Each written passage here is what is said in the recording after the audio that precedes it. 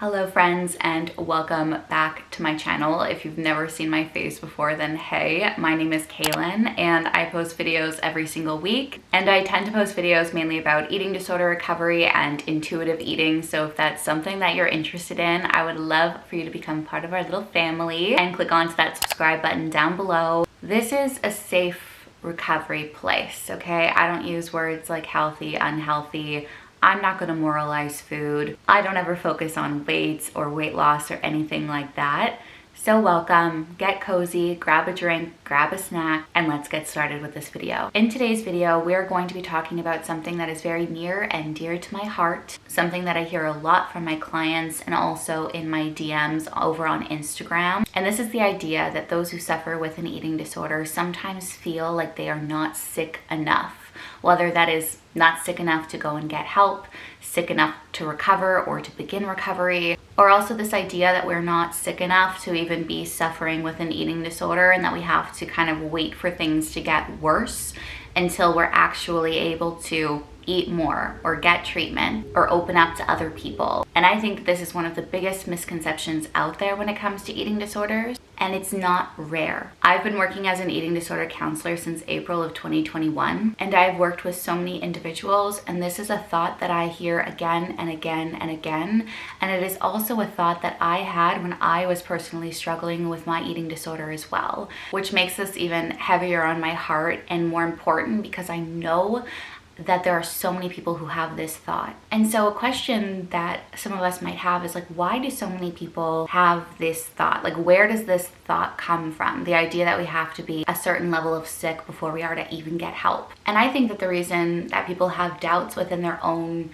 illness or feel invalidated is because there are so many misconceptions about eating disorders out there. And it literally drives me crazy because these misconceptions are not just coming from the general public of people who literally know nothing about eating disorders and are hearing about them for the first time, but they also come from professionals within the field. Professionals that people will go pay their hard-earned money to see, who invalidate them or who have these huge misconceptions over what an eating disorder is in the first place. So let's quickly go over some very common misconceptions for eating disorders. The first misconception is that you can tell that somebody has an eating disorder just by looking at them. No, you can't.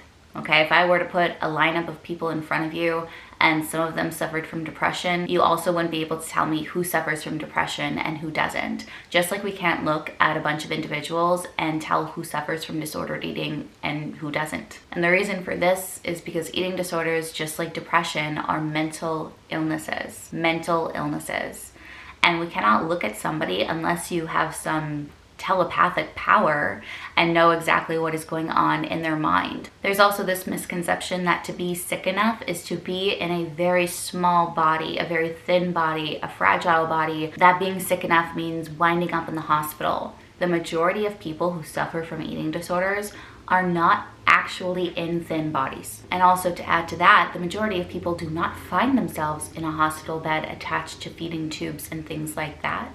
Those are misconceptions. And that is such a small part of people who suffer from eating disorders as a whole. Yet this is kind of seen as this pinnacle, almost as a goal that we have to reach in order to eat, in order to get help. The list can kind of go on and on. There's also this idea that if you are somebody who menstruates, that you need to lose your period in order, again, to be sick enough or to see that as a measure of being sick in the first place. There are people who never lose their periods at all. The sun is shining in my eyes and I feel like it's gonna look like I'm high, but like, I'm not. And those people who have maintained their menstrual cycle this entire time are just as valid or just as sick as people who do not have their periods. Both of those individuals are deserving of recovery and care and of a life of freedom and peace. There's also this misconception that people with eating disorders don't eat. And that, again, is a misconception. There are people who can eat 3 meals a day and eat snacks and still have an eating disorder. Because again, eating disorders are mental illnesses. Yes, they can sometimes have physical ramifications on our overall health, but this illness presents in one's brain/mind, not in a physical manifestation on our body. I think one of the biggest misconceptions, and I think media plays a huge role in this as well, is that it is not just skinny white girls who get eating disorders. Eating disorders don't discriminate. They don't care about your race, they don't care about your body type, they don't care about your cultural background or anything like that. And the majority of people who suffer from eating disorders are not in small bodies. And I do think that the DSM-5, which is the diagnostic manual that is used to diagnose mental illnesses and things like that, is also one of the reasons why we have this idea of not being sick enough, especially pertaining to anorexia as the specific diagnosis. And the reason for this is because there are two different categories of anorexia. There is anorexia, and then there is atypical anorexia, which is the diagnosis that I received, which also felt a little bit invalidating on my part as well. However, the difference between these two diagnoses is literally just weight. Just weight. One of them, you are not thin enough to be considered anorexic, so you get the atypical anorexia diagnosis, even though you have every other characteristic of anorexia. That is fucked up.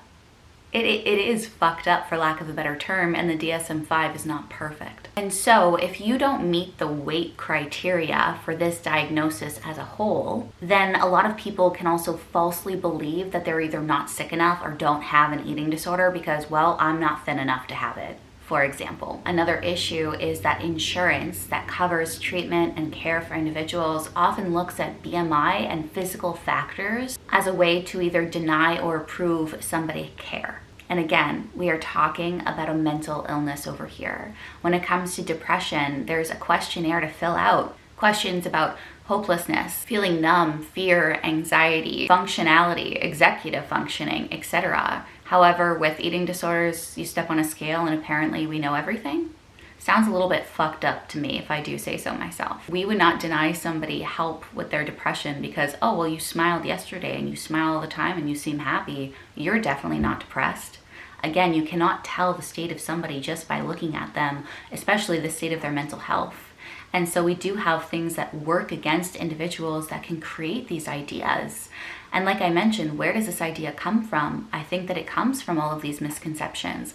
I think that it comes from professionals that have harmed so many individuals in the past. I think that it comes from the BMI. And I also think that it comes from really poor media representations of what an eating disorder looks like. When I think of eating disorders represented in the media, it is almost always somebody who is white, who is thin, and who suffers either from anorexia or bulimia interchangeably. Newer forms of media that have come out in the last 3 to 4 years have definitely broadened the representation of eating disorders as a whole. However, it's not enough, clearly. One thing about eating disorders also is that they tend to be quite competitive, which is where my beef with other recovery accounts kind of comes in.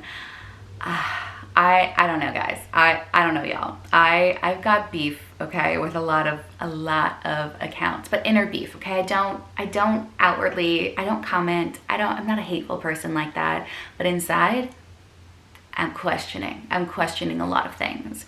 The reason why I bring up this comparison is because eating disorders can sometimes be a comparison tool. And when you have these recovery accounts showing videos and photos of themselves at their sickest body to use as inspiration, I think that that is one of the most damaging things that you can do. You do not need evidence or proof, physical, tangible photos to show that you were once sick or to show how far you've come or whatever it might be, because those people looking at those photos of you at your sickest or whatever it might be, are comparing themselves to that. And I remember myself when I was sick seeing some of these photos and being like, ooh, like that I'm not like that. Does that mean that I'm not sick? Does that mean that I have to get to that stage in order to have permission to get better? To have proof or this evidence to show people that I'm sick enough? If you do not look like those individuals, or you've never looked like those individuals, that doesn't make your mental illness any less valid at all. Someone out there might look sicker, but that does not mean that you are not deserving of love, care, support, and recovery as a whole. Another area within the professional environment that is something that I think is really important to talk about are meal plans, where meal plans are given for two people, for example, who have anorexia, yet the meal plan alters for somebody in a larger body and they recommend them eating less food and under eating because they're in a bigger body, even though they're not eating enough. I'm confused. And I think a lot of people are confused too, which is one of the reasons why I'm making this video, is to kind of have a bunch of information all in one. And also, if you're ever doubting yourself that you are not sick enough or that you don't deserve recovery, I hope that you can come back to this video and just sit with me and listen, because there's a lot of bullshit out there. There's so much bullshit, and there are so many people who make videos about recovery and things like that literally to make money, or for people to say, oh my God, you look so good, or to present this idea that you can recover while being in the gym 24/7 all the time, or these recovery accounts that still categorize food as healthy or unhealthy, or on these high protein diets are all about this 80-20 rule and all of this. It's noise and it's bullshit, and I know that it's a lot. And one of the main reasons why I make the videos that I do is because I needed these videos. I needed less bullshit around me, and I needed somebody to actually tell me what is what and what the truth is, but in a compassionate way, in a loving way, in a safe place, because there's so many places on the internet that even I, as a recovered individual, literally get the fucking heebie-jeebies and want to throw up on the side of the road, because it just makes me sick to my stomach that people will still capitalize off of people's insecurities or mental illnesses just to make a buck. Pisses me off, okay? That's my little rant. So one thing that you're gonna notice that I do in almost all of my videos when it comes to eating disorders are literally talking about the eating disorder like it's separate from you. I know that a lot of the time eating disorders can feel like they are a part of you, that they are you, but you are not your mental illness. And so your eating disorder has a different agenda than what you do, okay? Than the agenda that you have in life. And your eating disorder, of course, wants to stay around. It wants to be part of your life. It wants to ruin your life and make you feel bad. It wants to pretend to be a friend to you. But when I think of the qualities that I look for in a friend, I think of trustworthy, I think of honest, I think of loyal, I think of compassionate, I think of empathetic and understanding. And I would not use any of those words to describe my previous eating disorder. And so if your eating disorder feels like a friend, I want to tell you right now that it is not. Your eating disorder does not like you, it does not care about you, and it does not care about your health or your well-being.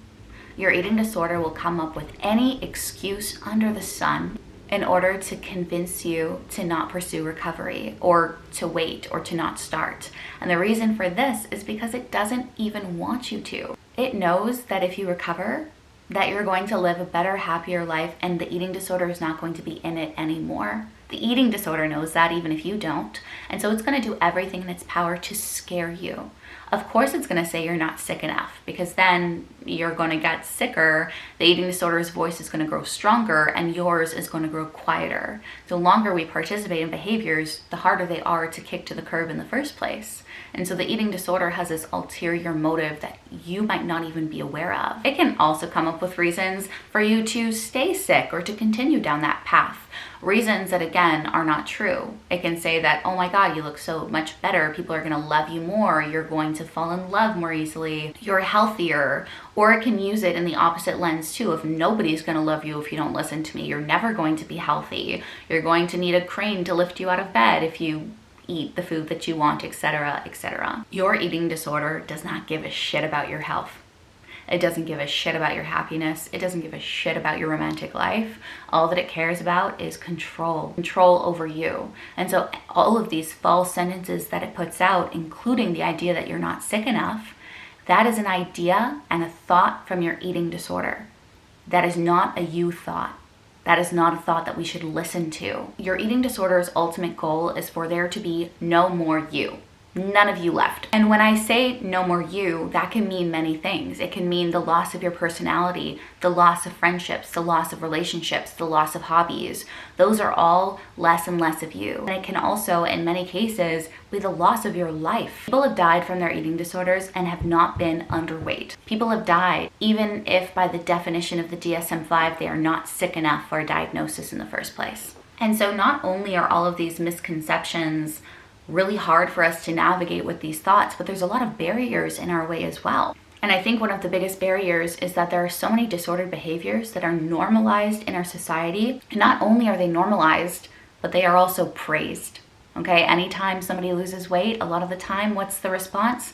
Oh my God, you look like you lost weight. You look so good. What are you doing? I literally want to slap these people across the face with like one of those like brass knuckles. But like not really, that's a little bit intense. But deep down, my inner demon wants to do that because it pisses me off. It pisses me off. We should never comment on people's weight, period at all. You have no idea why somebody has lost weight or gained weight or whatever it might be. It could be depression, it could be cancer, it could be medication, but most importantly, it's none of our goddamn business. And if we are always praising weight loss as a society, which I feel like is something that we are doing less and less and less of as we continue to evolve and learn, then of course it's normal for you to feel validated within our eating disorder, even if we're doing something that is so harmful because other people are telling us that we look good or that we look better. There are people who praise dieting as a whole, excessive exercise. There's also this idea that thin equals healthy. And time again, I try to explain this, but thin doesn't equal healthy. If that was the case, then every single thin person in this world, even people who snort lines of cocaine and have cigarettes for breakfast, lunch, and dinner, would be considered healthy, which they are not. Health is about behaviors. It is not about what our body looks like. And somebody can participate in health promoting behaviors and be in a fat body, just like somebody can be in a thin body and be participating in a lot of unhealthy behaviors. Health is not dictated by what our body looks like. But that again is this idea that, let's say somebody is in a fat body or in a larger body and they're suffering from disordered eating, but they're losing weight. In our brain, because we hear that thin is healthy, they can then think that engaging in this disordered eating patterns and behaviors are healthy because it's resulting in a thin body. And that is just so untrue. Another issue is people not always believing that individuals suffer from disordered eating, and in fact not noticing. When I was in high school, I was definitely at my sickest, but I did not appear to be so. I was captain of the volleyball team, I had friends, I was able to socialize and things like that, but God, I was so sick. I was so incredibly sick in my head, the things that I said to myself, the behaviors that I did, the way that I punished myself, and nobody knew. And then when I started to lose weight, eventually at one point, all that I got was praise and compliments and comments. And that fucking hurts even to think back to this day of just how sick that girl was and that nobody said anything. And that's because eating disorders are easy to fucking hide. They really are. But I needed to come to terms with the fact that I was not well. But again, from the outside of people looking in, they probably did think that I was quote unquote healthy, which again emphasizes this problem of what it means to look sick or be sick in the first place. If food gives you anxiety and fear, and your body is something that you tear apart and hate, then you are sick and you need help. There are a lot of consequences, some that I still deal with to this day, even though I was never in an underweight body, that are the result of you telling yourself that you're not sick enough. And I'm going to read what some of these possible consequences are, but this is not all of them. This is a short Cliff Notes version. Osteoporosis and brittle bones, muscle loss and weakness, abnormal organ function leading to heart, kidney, or liver failure, low blood pressure, abnormally slow heart rate, severe dehydration, electrolyte imbalances, fatigue and fainting, hair loss or brittle hair, gastric ruptures, tooth decay, constipation, pancreatitis, sudden death, etc. To this day, I still have physical consequences of having an eating disorder. Again, I was never attached to a feeding tube. People were never worried because I was severely underweight. That didn't happen for me. And that is not the norm for most people. And the thing is that we don't use this metric of sick enough for anything else, for any other physical illnesses or mental illnesses. For example, I can have a fever, but having full-blown influenza or COVID could be seen as worse. But again, I'm still deserving of having medication or rest or taking time off for my fever, even though again, it could be worse. I can go into the hospital with a broken bone, okay? Could it be worse? Absolutely, but I still deserve treatment. It might not be cancer or something as serious, but that does not mean that it isn't serious in the first place. And for depression, should somebody wait until they want to off themselves in order to go and get help? Or should we have preventative care as soon as somebody is feeling depressed or down or numb or whatever it might be? And for anxiety, the same thing. Should we wait until we have full-blown panic attacks every single day in order to go and get help? None of these things are true in any other area of physical or mental health, and it is the same thing here. The only big issue and difference here is that with an eating disorder is you have this whispering voice in your head 24/7 telling you that you're not sick enough. But look at that voice, confront it, talk back to it, rework it, be curious about it. Don't accept it just as is. And I know that that's hard, but recovery is hard. But what's even harder than that is living with an eating disorder for the rest of your life. So no matter what anybody thinks, no matter what anybody says, whether you have an eating disorder diagnosis or not, that doesn't fucking matter. Okay, does not matter. No matter your physical state or your body shape or size, your eating disorder is a serious and life-threatening illness. You are valid right now and you deserve recovery right now. Because if not now, then when? And if we think that we're not sick enough right now, so let's say we get sicker and then we can recover then, and then you get back to this point where you are right now. Does that mean that you just have to go back to being sick and teeter-totter between the two for the rest of your life? It is bullshit. The eating disorder is a liar. I'm sorry if professionals or people out there or recovery accounts have ever made you feel like you are not sick enough. I'm sorry that your brain has convinced you that you're not sick enough. But again, those are lies. The majority of people who have eating disorders are either underdiagnosed or not diagnosed at all. Some of the horror stories that my clients come with when it comes to their treatment teams literally leave me speechless but not surprised, because I experienced a lot of the same things that they did, being told that they're literally not sick enough, being told by professionals that we've just got to focus on weight or BMI or getting our period back and then, oop, we're all fine, we're good. We are talking about a mental illness. If we are not feeling good up here, then we are not recovered. No matter how bad we deem an eating disorder, they are all dangerous and require treatment and care. Your appearance does not reflect your mental health. And if you are working with a treatment team of any kind and they're only focusing on weight and BMI and, food plan and weight restoration, and that's all that they care about, fuck them. Literally fuck them, because it just pisses me off. You're paying, money, or people are paying money with their tax dollars for people who are either sick themselves or have no understanding of eating disorders that then make people sicker or make people feel shame or make them feel unsafe. No therapist or recovery coach or counselor or treatment team should ever make you feel shame, should ever make you feel unsafe or bad or like you're doing something wrong. And if that is the case, then they are not the right person for you. It's like 9 a.m. and I'm all so riled up. I feel like I just got everything out in this video that's been on my mind, that's been weighing heavily on this noggin of mine. But I really do hope that this video helps at least one person out there to either understand where this thought comes from and why it's untrue, or perhaps this video can push you to either continue pursuing recovery or to start pursuing it in the first place, because you deserve it. You are enough just right now as you are. You deserve to feel loved and safe within your own body and within your own mind. And an eating disorder and listening to an eating disorder is never going to result in that outcome. Okay? I love each and every one of you. I hope you know that this is a safe place for all of you. And I hope that you know that this video will always be here in case you need somebody to talk you into recovery just a little bit more. I do have a recovery playlist that I will link down below in my description box if you're interested in some more videos. But just take this as a reminder that you deserve recovery and that you are enough now and always. Make sure to do something kind for yourself today, friends, and I hope to see you soon. Bye.